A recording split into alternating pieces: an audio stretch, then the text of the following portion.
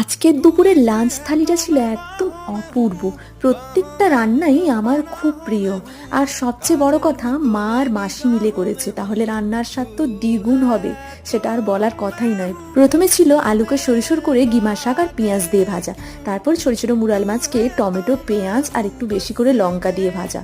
এরপরেই ছিল আমার আরও একটা পছন্দের খাবার, মাছের ডিমের ভুজি। আমাদের বাড়িতে যখনই মাছের ডিম আসে সেটাকে এভাবে মা ঝুরি ঝুরি করে ভাজে, খেতে কি সুন্দর লাগে। তারপরে ছিল মুড়ি ঘন্ট, মুগের ডাল, কুমড়ো, কড়াইশুঁটি, আলু আর মাছের মাথা দিয়ে মুড়ি ঘন্ট। আমি আগে ভাগেই মাছের মাথাটা নিয়ে নিয়েছি, যদি বাবা নিয়ে নেয় সেই এরপরে শীতের এই দুপুরটাকে আরও স্পেশাল করার জন্য মাসি বানিয়েছিল পোনা মাছকে আমচুর আর কুমড়ো দিয়ে টক। আমার টক খেতে কি ভালো লাগে কি বলবো। তোমরা কারা কারা টক খেতে ভালোবাসো?